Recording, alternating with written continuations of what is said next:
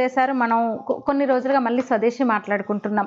ఎందుకంటే ట్రంప్ ఈ టారిఫ్లు విపరీతమైన సుంకాలు వేయడము, ఈ సుంకాల మూతతో మనం ఎందుకంటే ఒక ఆత్మనిర్భర్ దిశగా మనమే అంటే మనం తయారు చేసుకున్న వస్తువులని మనం ఉత్పత్తి చేసుకున్న వస్తువులనే వాడాలనే ఒక అవేర్నెస్ అయితే వస్తుంది చాలా సోషల్ మీడియాలో బయట. కానీ మళ్ళీ నేను స్కూల్లో చదువుతున్నప్పుడు నేను శిశుమందిర్లో చదివా.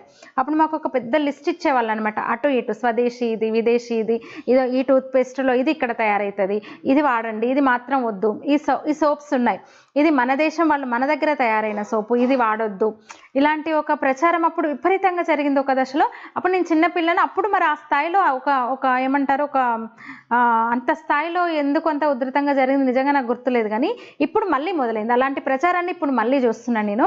ట్రంప్ మంచి పని చేశాడు అనిపిస్తుంది మనకి. అంటే రష్యాతో చమురు కొనుగోలు కొంటున్నారు ముందే చెప్పి, సాకు కూడా కాదు, అదే మాట చెప్పాడు. మీరు రష్యాతో ఆయిల్ కొనొద్దు, కొంటే మేము మీ పని చెప్తాము, మిమ్మల్ని సాధిస్తాం అన్నట్టుగానే చెప్పి మరి ఆ పని చేస్తున్నాడు ట్రంప్. అయితే మంచి పని చేశాడు. మన దగ్గర ఒక మార్పు అయితే కనిపిస్తుంది. అది ఆ విషయమే మళ్ళీ మోదీ గుర్తు చేశారనమాట. మహిళల ఆరోగ్యం, పోషకాహారంపై అవగాహన పెంచేందుకు ఉద్దేశించిన స్వస్థ నారీ సశక్త్ పరివార్ 8వ రాష్ట్రీయ పోషణ్ మాహ్ ప్రచార కార్యక్రమాలను ఆయన ప్రారంభించారు. అక్కడ